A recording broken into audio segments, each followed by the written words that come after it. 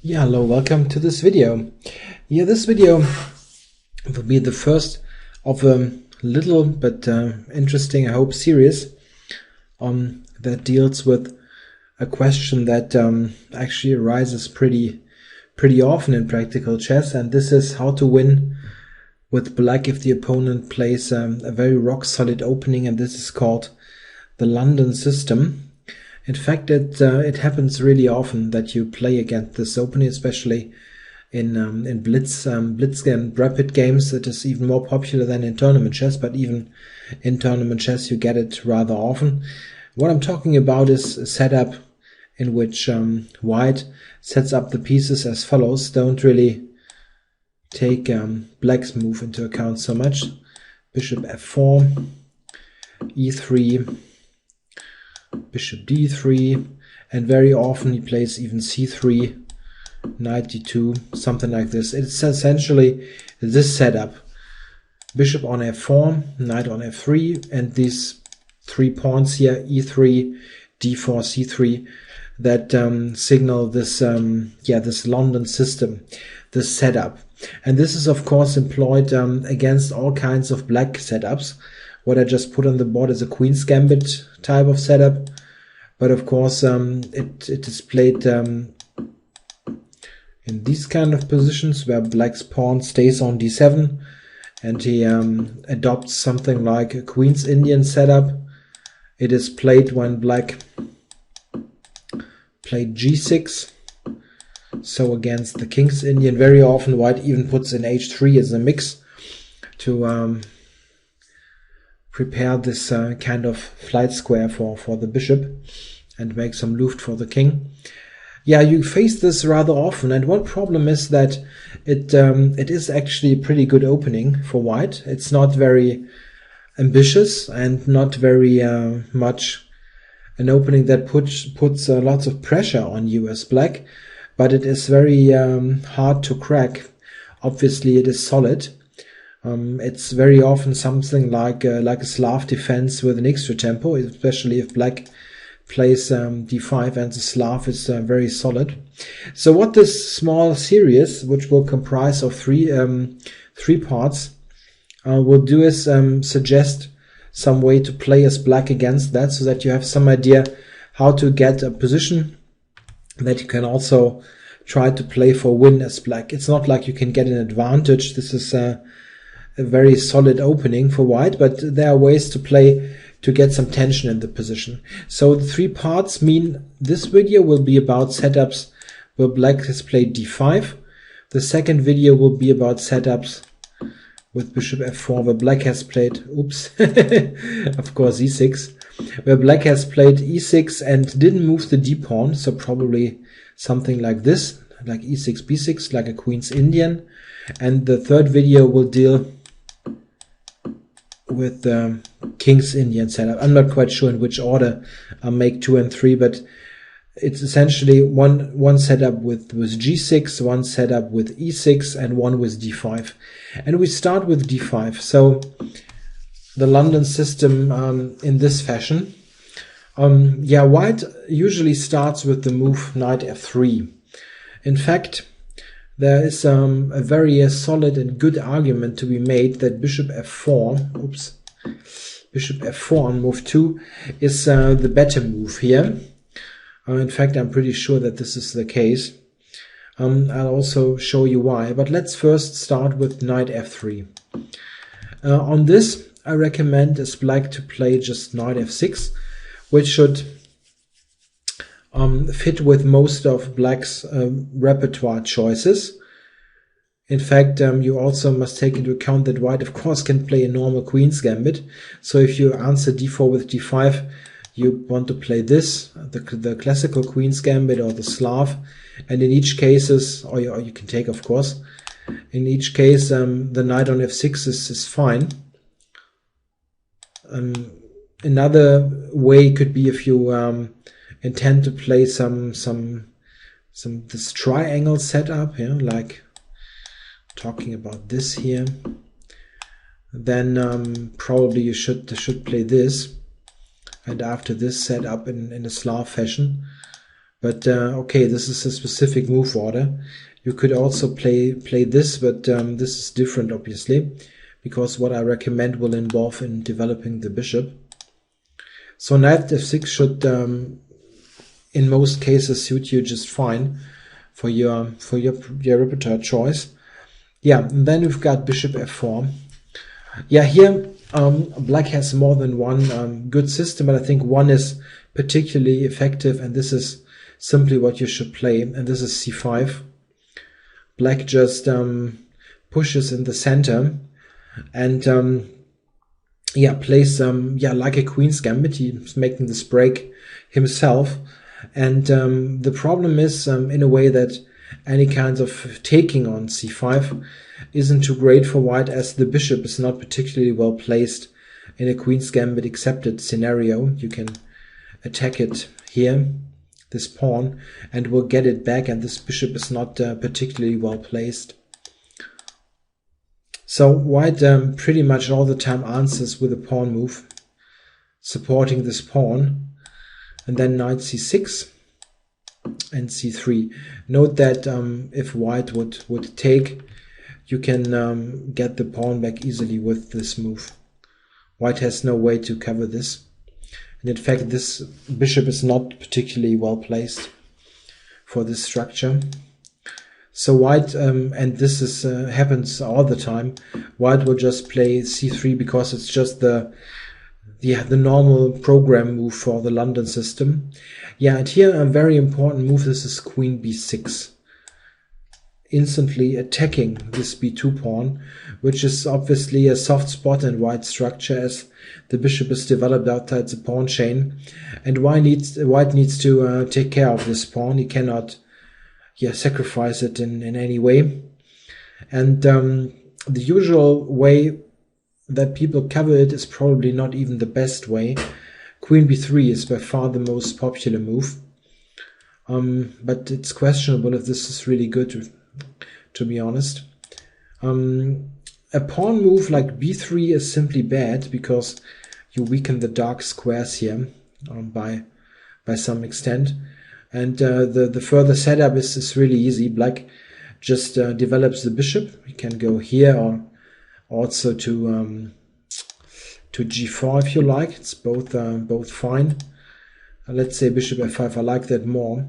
And then you just build a normal setup here with e6. This bishop is outside the pawn chain, and there's some kind of symmetry in the center, but black has got the more aggressive pawn on c5. He's the one to determine when will be an exchange on d4, and these squares are really problematic. b3 is a stupid move in these structures. Black can even think of here, instead of bishop f5, also a g6 setup is not bad, because this bishop will also put some pressure on the diagonal. So, oops, I didn't want to take back all the moves. I'm sorry, I need to put them on again. Just hit the wrong button. So we were here, and I just explained why that b3 is not so great. Other options always lead to the same thing. Queen b3 is something that I showed separately, but let's say queen c1. This is also a way to cover this. You can simply develop here and continue with e6 and have a fine development. You simply have, as mentioned, the more aggressive pawn structure. It's still fairly solid for white, there's no question, but it's a position that you can easily continue to play as black and don't have any problems whatsoever. A long-term plan can be to play on the queen side, of course. Note that, and this is important, if white covers from the side here, queen c2 covering this, you have the neat move bishop f5 available. Bishop f5. Or probably even take first and then bishop f5. Let's say something like this, so that white cannot take on c5. And now you have just won a tempo here, because white cannot take on f5. Queen takes b2. Will pick up the rook in the corner.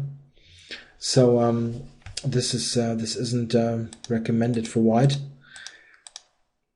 If white plays queen b3, you answer with c4, which is an important move. Now white retreats usually, which is answered by bishop f5 again. You really need to take note of this idea. It's very important because it wins your tempo, as white has nothing better to retreat. And then black can play e6, or you can also play h6 to make some retreat square if you like, or knight h5 is also interesting, immediately attacking this bishop. So black is really fine here. Those one tempos have some significance. Rather often white exchanges though, and this is probably even worse, as now white faces this unpleasant idea of an advance of the b pawn. Let's say knight to d2 and then b5. b4 is really a problem. Let's say here, and yeah, white is struggling really to get a decent game. Very often it leads to a very quick disaster. Let's say, for example, white castles, then you can take and a move like this even, yeah, it's hard for white to do anything other than knight b1. You can go here, but in the long run, this is just a problem, this pawn. Also note bishop f5, e6, bishop a3, b2, these kind of things. It's just a weakness on c3. Of course, b7 also is on an open file and so on, but white cannot attack it. So this is a very nice position if white exchanges on b6. In fact, this is a position where black in practical play scores far more than, I think, close to 70% or something. White has a disastrous score here. It's really really miserable. But this happens rather often in practice. I get this often. Important is if white really covers this way. I showed this before, that here in this kind of position, let's say h3, I just put the normal moves on the board. Castles, should be 7, knight d2, castles, this kind of stuff. This is what usually happens. And then you need to be patient and play on the queen side. There can be various ideas. There can be the idea of play c4 at one point, especially if you can support it with b5. The queen is a bit silly here and probably needs to be relocated. One idea could be, for example, to play something like rook c8 and even drop the queen back to get the b pawn into play. So your general idea is to play on the queen side, trying to make something happen there. Note that white has no advantageous way to change the pawn structure. This is very important to note, that if you get rid of the arrows, that white in this structure has no favorable way to change it. He cannot play e4. This is controlled multiple times. He cannot really play c4, as this would weaken the d4 pawn and lead to a pretty bad isolated pawn position. Taking on c5 is also not particularly attractive, like giving up the center like this, with black having an extra pawn in the center.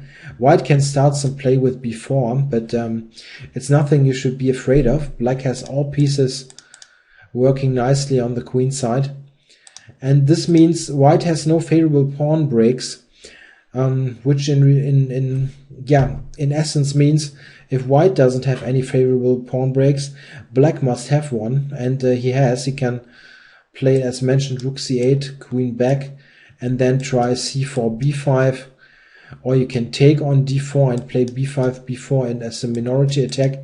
So there are multiple ideas for black. It's still completely solid for white. You can play these kind of maneuvers to exchange pieces, but in general this is a position which tends to be slightly more favorable for black even compared to what white can do in this position. Still, don't expect to win with quick mating attacks. This is not possible. So this is my basic suggestion against the London system, where white plays bishop f4. In case black plays d5 and has got this diagonal open, it's a good idea, as shown, to act quickly yourself with c5. knight c6, queen b6, and then bishop f5. There are various move orders that white can try to work against this plan. And one move order which actually is better than the one I showed before is to play this quick bishop f4. The idea is the following. If black now plays knight f6, white can start with e3, c5, c3, knight c6. So it's very similar. If white would now play knight f3, we would get after queen b6 the variation that I just showed before. But white can also start with this move, and this is actually a good alternative. The idea is, if black now plays queen b6, which isn't bad really, you can do that. If white now responds queen b3, black plays c4, just like showed before, then in this position here, bishop f5 is just a blunder. White can take it, as now you can save the rook, of course.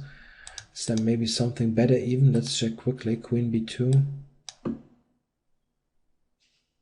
Yeah, maybe this move is even better. Also having this idea. Not instantly because the rook is hanging, but it's better to get the queen back. So it's just a piece basically. Bishop f5 blunders a piece. And yeah, okay, this possibility not working is a setback for black. It's not terrible, but I actually recommend to, in this move order here, to not even play queen b6. It's not really necessary. Instead, you can play various other moves. A good solid choice, for example, is especially if you, for example, play the Caro-Kann, which is a popular opening. You can just take if you like. C takes d is bad for white, not like terrible, but the knight is simply not well placed in a Slav exchange. Black can just develop easily. Or after this, you just play bishop f5 or bishop g4, and it's just like a Caro-Kann exchange, very solid for black.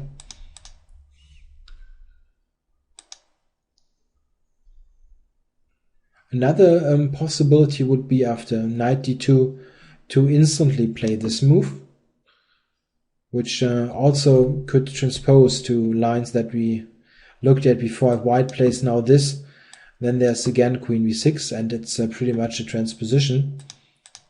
So black has multiple good ideas. You can also play g6 if you like. It's also a possibility. The only thing that I really don't like so much is here this queen b6 idea. As mentioned, as queen b3 is a good answer, because now with bishop f5 not possible instantly, it's not so nice.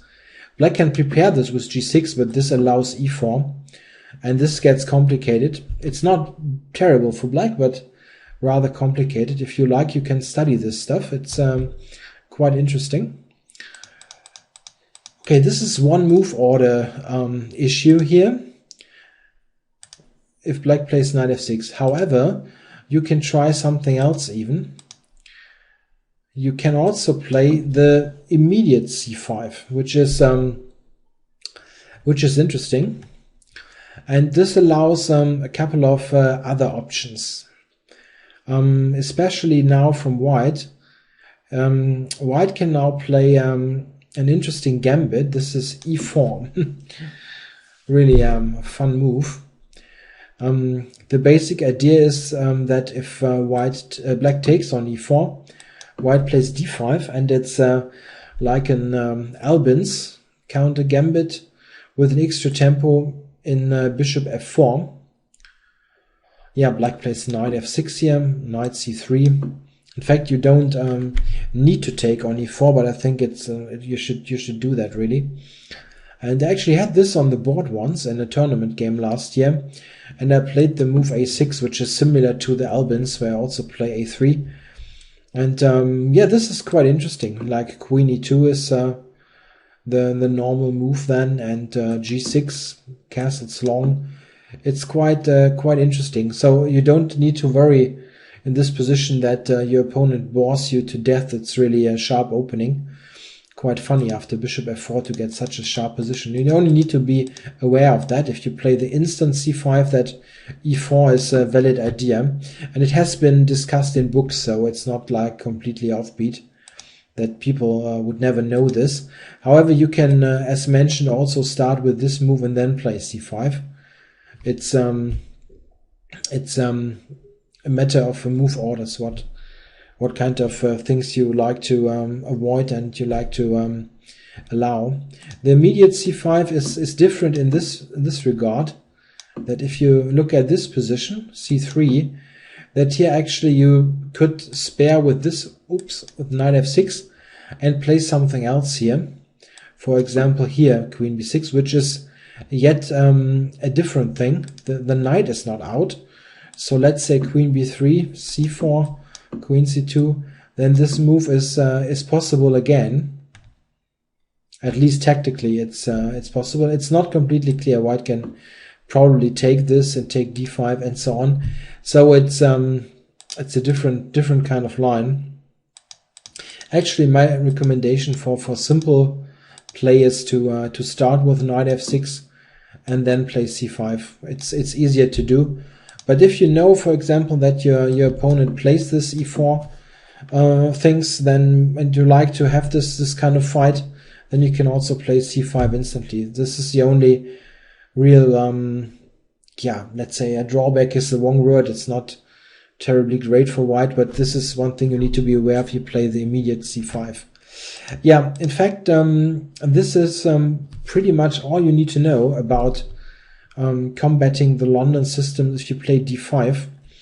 This is one, I always thought so, at least one advantage of playing one d5 against d4, that the London here is pretty much, it's very easy for black to play with the c5 setup, especially if white plays knight f3 first, which is still the most common move forward, and then c5 really is absolutely nothing for white. Cannot even hope for the slightest of advantages, and you still have some play going. It's not a completely lame equality.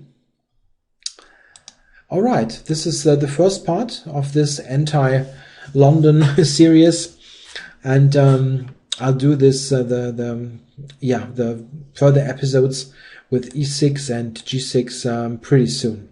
So check out my channel for this for these two additional videos.